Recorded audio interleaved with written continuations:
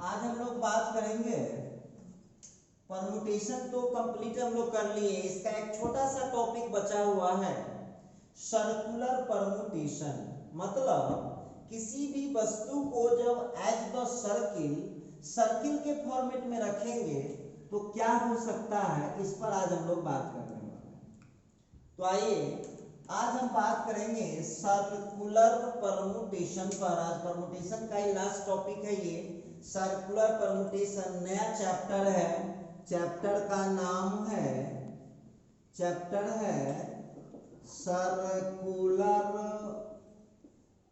Circular permutation.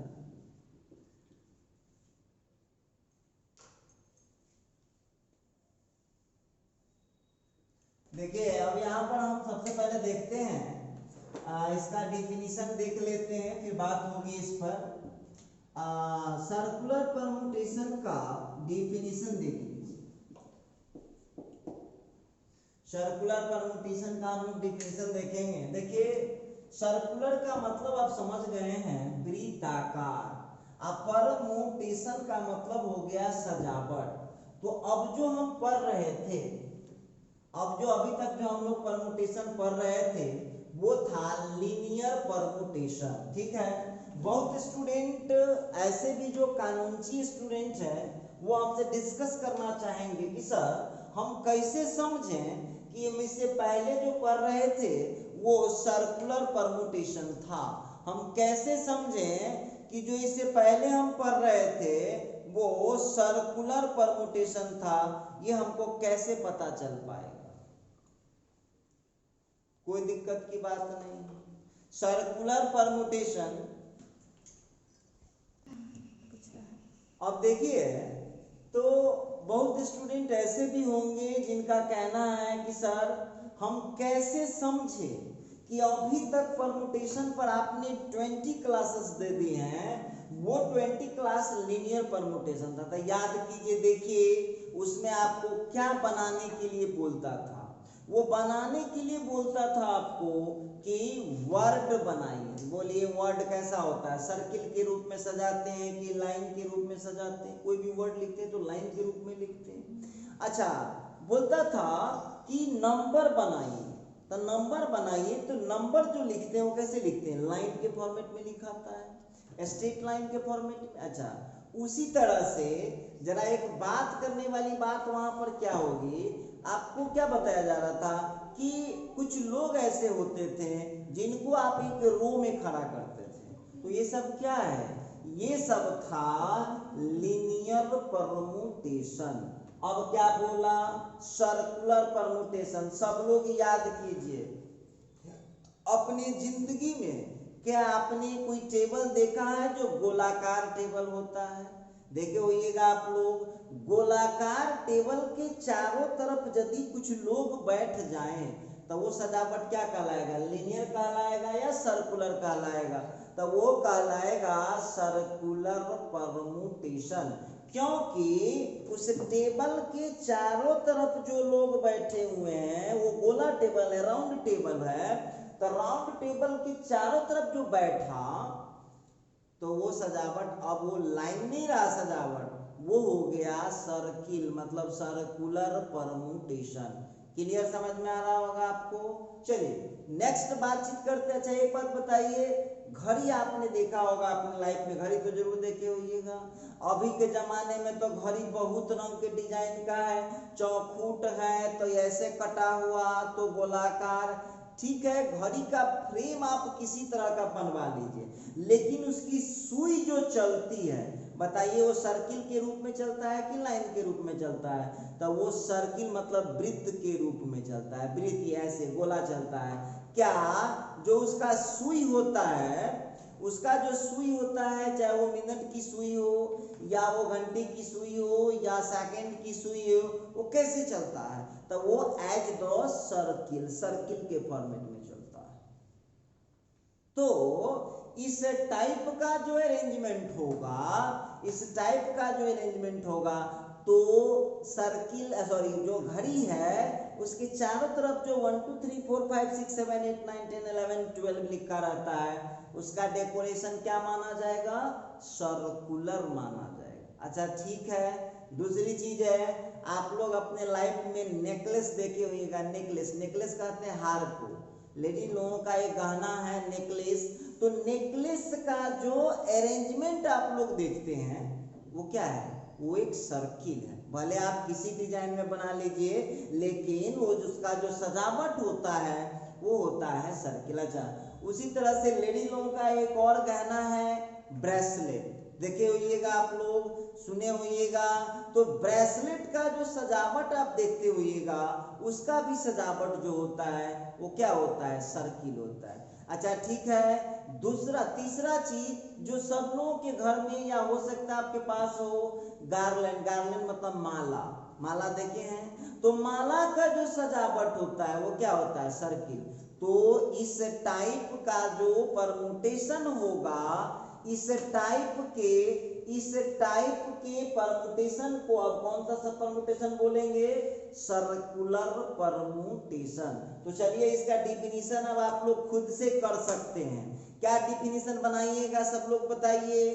तो definition बना कि जब कुछ डिफरेंट थिंग्स को एज द सर्किल अरेंज किया जाता है, सर्किल के रूप में अरेंज किया जाता है, तो उस अरेंजमेंट का नाम पड़ जाएगा सर्कुलर परमुटेशन। सिंपल बात है, कुछ डिफरेंट थिंग को एज द सर्किल के फॉर्मेट में हम अरेंज कर दें तो वो हो जाएगा सर्कुलर परमुटेशन। क्लियर है। और जब कुछ डिफरेंट थिंग को लाइन के रूप में अरेंज कर दें तो वो क्या कहलाएगा, लीनियर परमुटेशन। तो अभी तक जो हम लोग 20 लेक्चर पढ़ चुके हैं वो 20 लेक्चर था लीनियर परमुटेशन। आज का टॉपिक क्या है, सर्कुलर परमुटेशन। आइए तो देखते हैं इसका डिफिनीशन हम लोग लिखेंगे। लिखिए सब लोग, हमारे साथ लिखना स्टार्ट कीजिएगा। When n different things, when n different things, when n different things are arranged as the circle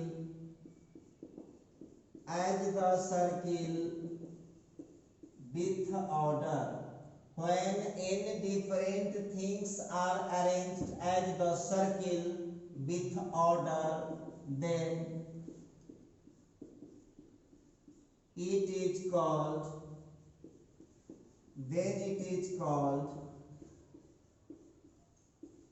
circular permutation. Circular permutation. When n different things are arranged as the circle with order, then it is called circular permutation. आइए थोड़ा इसका definition को समझते हैं। When जब n different things, n अलग अलग वस्तु are arranged सजा दिए जाते हैं एज द सर्किल वृत्त के रूप में। देखिए इसका मेन पॉइंट हो गया कि इसको जो सजाता है एज द सर्किल, दिखता है कि जब इन आप वैसे भी जानते हैं परमुटेशन में सभी आइटम क्या होता है, डिफरेंट होता है। तो इन डिफरेंट थिंग्स को अब यहां समझना होगा कि जब इन डिफरेंट थिंग्स को हम अरेंज करते हैं एज द सर्किल के रूप में विथ ऑर्डर क्रम के साथ, देन तब इट इज कॉल्ड, तो ये कहलाता है सर्कुलर परमुटेशन। ठीक है, तो सर्कुलर परमुटेशन कहलाता है वो तो ठीक है। अब एक चीज देखिए, एक लफड़ा है सर्कुलर परमुटेशन और लीनियर परमुटेशन में। देखिए मेन बात, अब हम आपके सामने में एक छोटा सा बात डिस्कस करते हैं। आप लोग एक बात बताइए कि आप लोगों में से किसी भी स्टूडेंट को बोला जाए कि घड़ी देखना सिखाइए, घड़ी में टाइम देखना सिखा दीजिए, तो बोलिए कोई बच्चा है 2 साल 3 साल का बच्चा है और आपको बोला जाए कि उस बच्चे को आप घड़ी में टाइम देखना सिखाइए, तो कैसे सिखाइएगा? तो सबसे पहले आप जानते हैं कि बच्चों को समझाना पड़ेगा कि घड़ी में एक पॉइंट फिक्स होता है 12, जो 12 देखते हैं वो 12 फिक्स होता है। तो टोटल जो डिसीजन ले आता है घड़ी में वो 12 से ही ले आता है। इसका मतलब है कि जब हम अरेंजमेंट करेंगे एज द सर्किल के रूप में, तो एक पॉइंट को फिक्स करना होगा। अब कहेगा सर एक पॉइंट क्यों फिक्स? सुन लीजिए कानूनी स्टूडेंट, तो अब बहुत स्टूडेंट पूछेगा कि सर एक पॉइंट फिक्स क्यों करना पड़ता है? तो आप जानते हैं जब सर्किल के रूप में घूमेगा तो आपको बताना पड़ेगा कि जो घूमने का डायरेक्शन है वो क्लॉकवाइज है कि एंटी क्लॉकवाइज है। आप याद कीजिए घड़ी जो चलता है ऐसे चलता है, देखिए ध्यान दीजिएगा, घड़ी जो चलता है वो ऐसे चलता है, ठीक है। कोनो आदमी के घड़ी एना चलने लगा, इसका मतलब उसको डॉक्टर का जरूरत है। इसका मतलब है कि उसको डॉक्टर का जरूरत है। इसका मतलब क्लियर है कि जब सर्किल के रूप में अरेंजमेंट करेंगे, जब सर्किल के रूप में हम अरेंजमेंट करेंगे तो वहां पर हमको बताना पड़ेगा कि हम घड़ी की दिशा के अनुसार मतलब क्लॉकवाइज अरेंज कर रहे हैं कि एंटी क्लॉकवाइज अरेंज कर रहे हैं। तो आप कॉमन सेंस लगाइए, जब तक एक पॉइंट फिक्स नहीं होगा तब तक हम कैसे पता लगा पाएंगे कि इस पॉइंट से हमको क्लॉकवाइज जाना है कि एंटी क्लॉकवाइज जाना है। उम्मीद करते हैं समझ में आ गया होगा। आइए अब इस चीज को जरा हम लोग यहाँ 2 एग्जाम्पल से समझते हैं, ध्यान दीजिएगा आप लोग। अब इस चीज को हम जरा एग्जाम्पल से समझते हैं। एक सर्किल ले लिए, गौर कीजिएगा, एक सर्किल हमने आपके सामने लिया, ठीक है। अब एक बात बताइएगा, और 6 वस्तु ले लिया हम, 6 5 4 जाए वो मानता है वो आप ले लीजिए, लीजिए 6 थिंग ले लिया आपने। अब एक बात बताइएगा, तो ठीक है 6 थिंग है तो 6 चेयर भी लगा दिए, लीजिए 6 चेयर भी लगा दिए, लग गया 6 चेयर।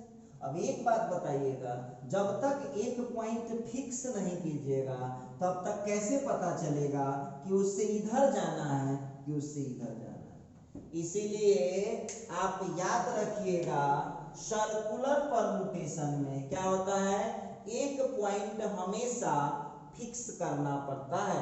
कोई वहां से पूछेंगे कि फिक्स क्यों करना पड़ता है, तो क्या जवाब दीजिएगा कि जब तक हम फिक्स नहीं करेंगे तब तक हमको पता कैसे चलेगा कि हमको क्लॉकवाइज जाना है कि एंटी क्लॉकवाइज जाना है। समझ में आ गया होगा। तो चलिए अब हम यहाँ पर बात करते हैं। तो चलिए अब एक पॉइंट को हमने फिक्स किया, किसी एक को फिक्स कर दीजिए। तो ये हमने फिक्स कर दिया, इसको आपको फिक्स करना पड़ेगा। फिक्स्ड किया इसको, ये लीजिए फिक्स्ड कर दिया।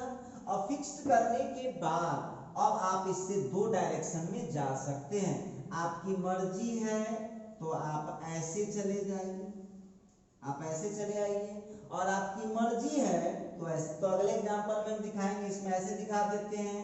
तो ये हो गया BCDEF,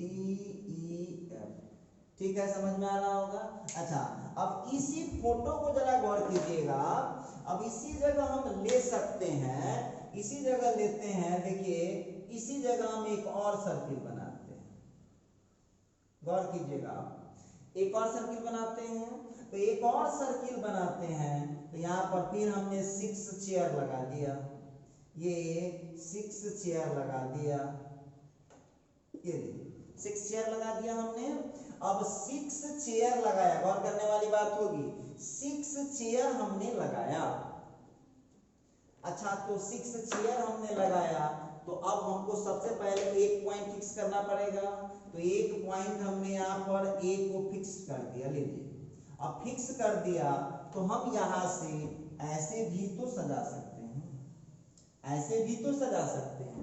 अब देखिए तो यहाँ बी ले लिया, यहाँ सी ले लिया, यहाँ डी ले लिया, यहाँ ई ले लिया, यहाँ एफ ले लिया। उम्मीद करते हैं कि आप लोगों को ये तमाम चीजें समझ में आ रहा होगा। क्लियर, समझ में आ रहा है? तो चलिए, ये बात मैं कर रहा था आपसे, ये बात हमारी चल रही थी कि सर्कुलर परमुटेशन में दो टाइप का अरेंजमेंट हो सकता है। एक होता है क्लॉकवाइज और दूसरा होता है एंटी क्लॉकवाइज। अब बहुत विद्यार्थी कहा कि सर क्लॉकवाइज और एंटी क्लॉकवाइज क्या हुआ?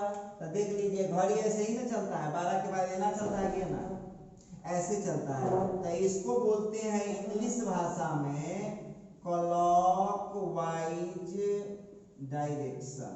इसको बोलते हैं क्लॉकवाइज डायरेक्शन, और ये गलत डायरेक्शन है उसका, तो इसको बोलेंगे एंटी क्लॉकवाइज डायरेक्शन। ये देखिए, ये हो गया आपका क्लॉकवाइज डायरेक्शन और एक हो गया एंटी क्लॉकवाइज डायरेक्शन। उम्मीद करते हैं इतना तक आपको समझ में आ गया होगा। तो चलिए, अब बहुत बच्चा कहा कि सर हम इसमें क्या सीखे? तो इसमें आपने सीखा ये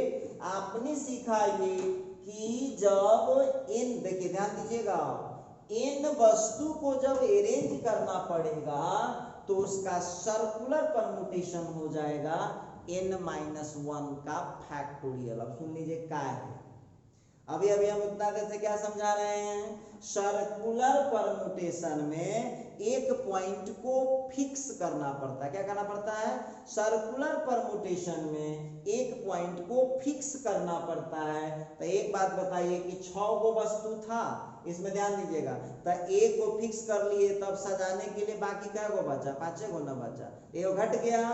तो घटता क्यों है? कोई आदमी आप घर पर रहिएगा, पूछ देगा क्यों घटता है? तो घटता इसलिए है कि सर्कुलर परमुटेशन में वो फिक्स हो जाता है, एक आइटम उसमें फिक्स करना पड़ेगा। तो इसका एक फार्मूला आप लोगों को निकल गया। क्या फार्मूला निकल गया? तो हो जाएगा therefore number of circular permutation, number of circular permutation, number of circular permutation of n different things।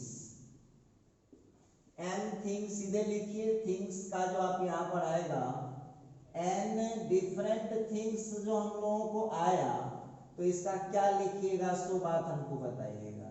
तो ये हो जाएगा आप लोगों को n-1 फैक्टोरियल। देखिए फार्मूला पिछिलके है, कहिएगा सर जी पिछिलका कैसे है? तो हम लोग जब n वस्तु को सजाते थे तो क्या लिखते थे? n factorial. तो कहिएगा सर जी वस्तु तो इसमें भी है, लेकिन ये है सर्कुलर परमुटेशन। गौर कीजिएगा, ये है सर्कुलर परमुटेशन, और सर्कुलर परमुटेशन में एक आइटम का पोजीशन फिक्स होगा।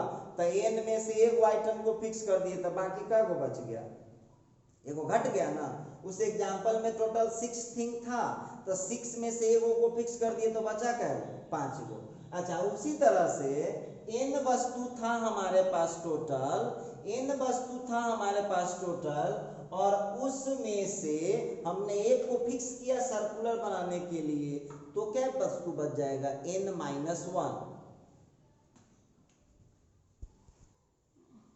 तो इन वस्तु में आप लोगों से पूछेगा ना कि सर्कुलर परमुटेशन था, तो ये n-1 क्यों लिखे, n क्यों नहीं लिखे? तो क्या जवाब दीजिएगा कि सर्कुलर में अरेंज करने के लिए एगो को फिक्स करना पड़ता है, तो जिसको फिक्स कर दिए वो तो खत्म हो गया, उसका तो काम तमाम हुआ, तो इसीलिए वहां में एक घट जाता है। क्लियर हो गया होगा?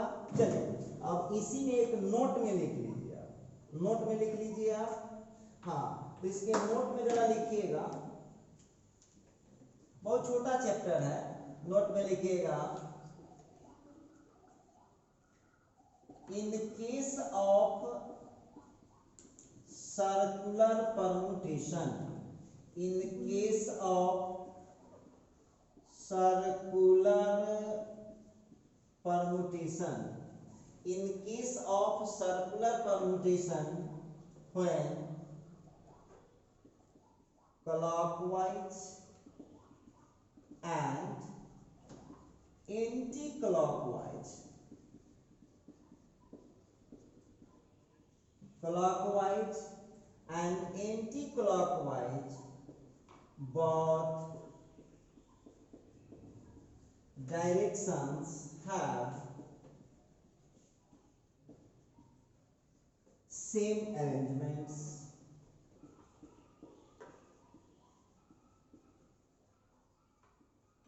Same arrangements. Then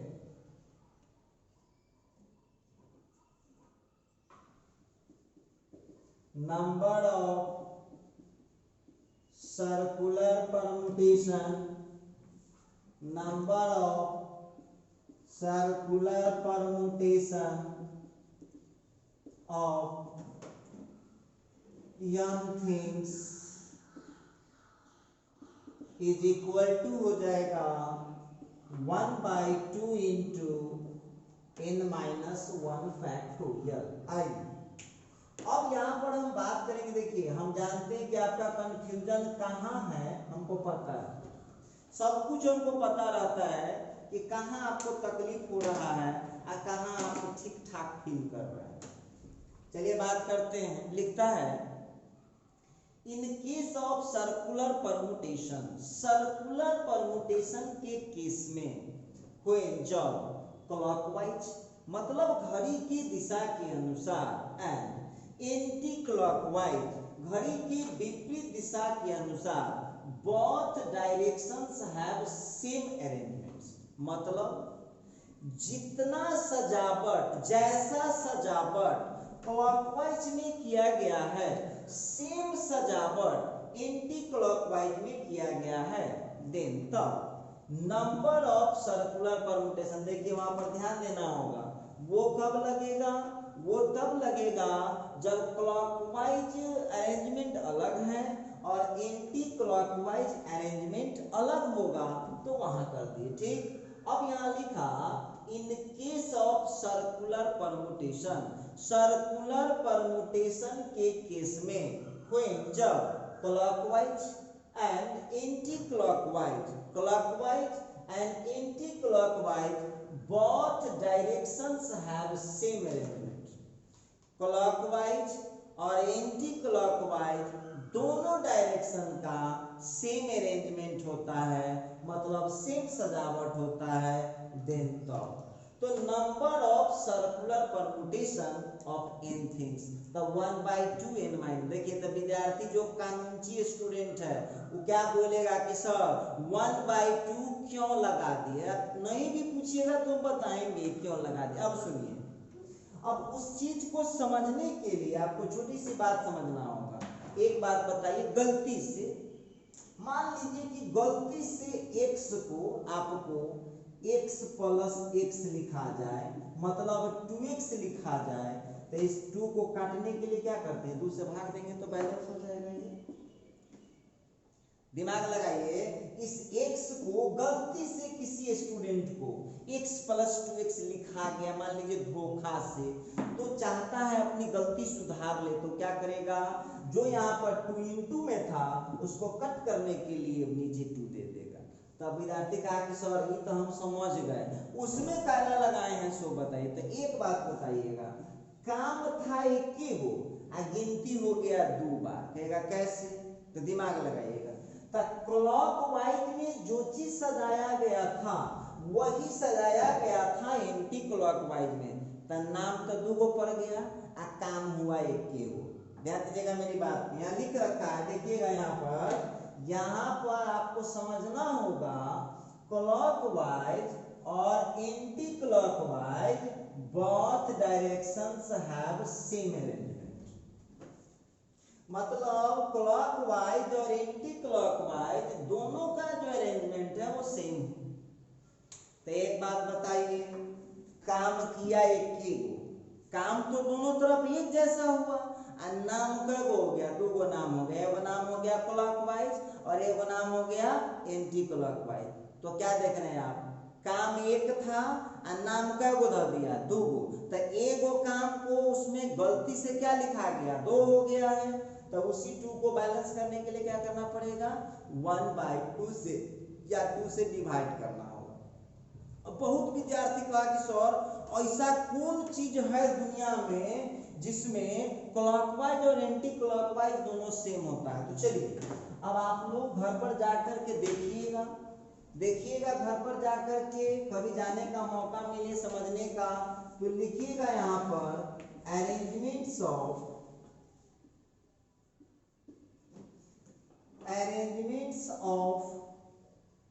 garland. लीजिए माला का सजावट। अब जो विद्यार्थी या जो भी लोग कभी माला लाइफ में देखे हैं जीवन में, तो उस माला में देखिएगा, हम दिखा देते हैं, गौर कीजिए, हम यहाँ मशीन लगा रहे हैं, ये देखिएगा ये मशीन हुआ, देखिएगा मशीन लगाया रहता है बीच में, ये अब मशीन आ गया है, पहले सुई धागा से उसको जोड़ता था ना, अब इसमें खोलने वाला मशीन आ गया है। अब देखिएगा इधर से ऐसे मोती लगाया रहता है, देखिएगा ध्यान दीजिए इस तरह से। अब यहां पर गौर कीजिएगा तो क्या देख रहे हैं, जो सजावट क्लॉकवाइज में है वही सजावट इसका एंटी क्लॉकवाइज।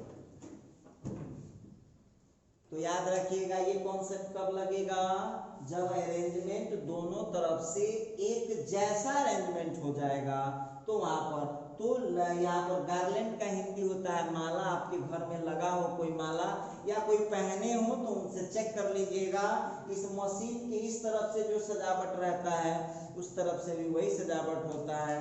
तो अरेंजमेंट ऑफ गार्लैंड में ये लगेगा कॉन्सेप्ट। अच्छा ठीक है, आइए दूसरा एग्जाम्पल पर बात करते हैं। दूसरा एग्जाम्पल पर जरा ध्यान दीजिएगा, सेकंड एग्जाम्पल क्या कहता है, तो अरेंजमेंट्स ऑफ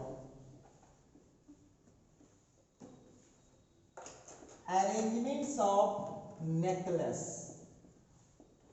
देखिएगा ये लेडीज लोगों का एक गहना है, लेडीज लोगों का एक गहना होता है नेकलेस, जिसको हिंदी में हम लोग हार बोलते हैं, हार।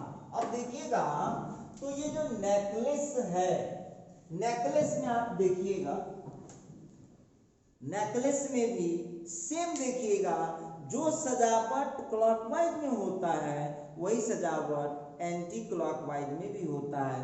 तो नेकलेस का अरेंजमेंट भी इसी का एग्जाम्पल है। अच्छा उसी तरह से आप यहां देख लीजिए अरेंजमेंट्स ऑफ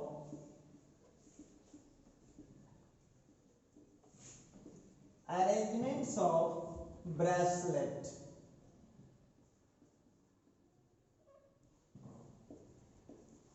ये लीजिए, तो ब्रेसलेट का जो अरेंजमेंट होता है ब्रेसलेट का, तो ब्रेसलेट का भी जो अरेंजमेंट सेम उसी तरह का होता है।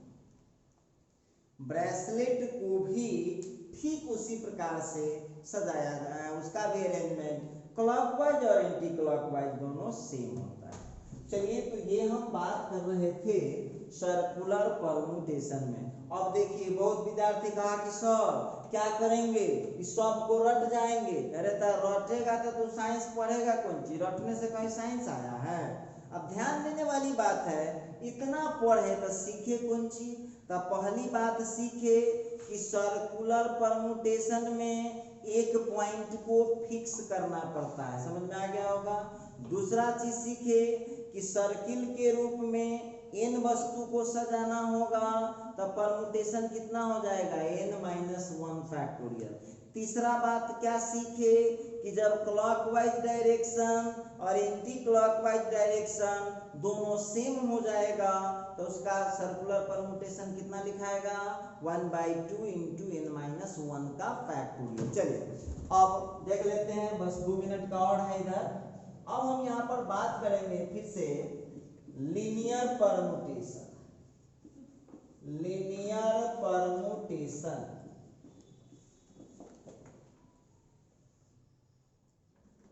लीनियर परम्यूटेशन देखते हैं। तो लीनियर परम्यूटेशन क्या कहता है, लिखिएगा when n different things, when n different things are arranged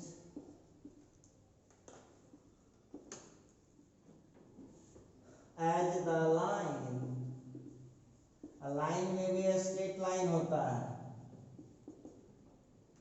as the लाइन with order, then it is called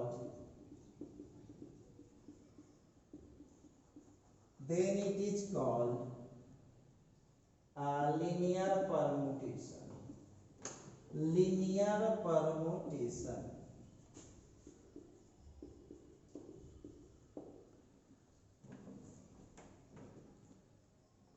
When n different things are arranged as the line with order, then it is called linear permutation. Same to same देखिए, आपको हम ना बोलेंगे कि रटिए, छोटी सी बात समझना है। सर्कुलर परमुटेशन है तो वस्तु को सजाया जाएगा सर्किल के रूप में, और जब लीनियर परमुटेशन है तो वस्तु को सजाया जाएगा लाइन के रूप में। और लाइन में भी कर्व लाइन नहीं, स्ट्रेट लाइन। क्या लिखा? व्हेन, जब n डिफरेंट थिंग्स, n अलग अलग वस्तु आर अरेंज्ड, सजाए जाते हैं एज द लाइन, लाइन के रूप में, मतलब रेखा के रूप में, विथ ऑर्डर, क्रम के साथ, देन तब इट इज कॉल्ड, तो ये कहलाता है लीनियर परमुटेशन। जरा गौर कीजिएगा, लिखा व्हेन n डिफरेंट थिंग्स, जब n अलग अलग वस्तु आर अरेंज्ड, सजाए जाते हैं एज द लाइन, लाइन के रूप में, विथ ऑर्डर, क्रम के साथ, then it is called linear permutation. अब आप लोगों को यहाँ पर समझना है, देखिए हम फिर से यहाँ एक एग्जाम्पल ले रहे हैं लीनियर परमुटेशन का। अब एक बात बताइएगा, हम यहाँ पर जो एग्जाम्पल लिए लीनियर परमुटेशन के लिए, हम इसमें भी 6 वस्तु ले लेते हैं। अब गौर कीजिएगा, 6 वस्तु हम ले लिए, क्या इसमें आपको एक पॉइंट को फिक्स करना पड़ा? नहीं ना, कहाँ फिक्स करना पड़ा? देखिए, क्योंकि हमको लाइन के रूप में बढ़ना है तो यहाँ पर फिक्स करने की कोई आवश्यकता नहीं है। लेकिन सर्किल में फिक्स क्यों करना पड़ता है? तो सर्किल में फिक्स इसलिए करना पड़ता है कि उसमें क्लॉकवाइज और एंटी क्लॉकवाइज दोनों में से किसी एक में चलने का डिसीजन पहले करना पड़ता है। तो हम इसमें याद क्या रखेंगे? लीनियर परमुटेशन में एगो नहीं माइनस होगा, लेकिन सर्कुलर में एक माइनस होगा। पूछेगा कोई क्यों? तो लीनियर में एक पॉइंट को फिक्स करने की कोई आवश्यकता नहीं है, लेकिन सर्कुलर परमुटेशन में एक पॉइंट को फिक्स करने की आवश्यकता है।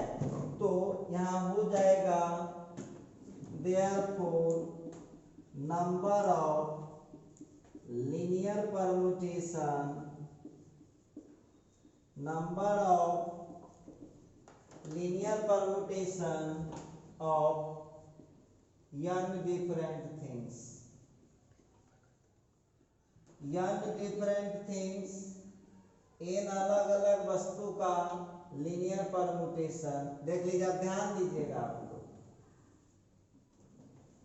अब आप लोग जरा मिला लीजिएगा, n डिफरेंट थिंग्स को जब सर्किल में सजाए थे तो n-1 फैक्टोरियल हुआ था। n डिफरेंट थिंग्स को जब लाइन के रूप में सजाए थे तो n फैक्टोरियल हुआ। क्यों? क्योंकि सर्कुलर में एक घट जाता है, जो पॉइंट फिक्स कीजिएगा वो घट जाएगा, और लीनियर में पॉइंट फिक्स करने की आवश्यकता नहीं है, इसीलिए सबको एक साथ कंसीडर कर लिया जाता है। तो ये मैं बता रहा था सर्कुलर परमुटेशन का थ्योरी।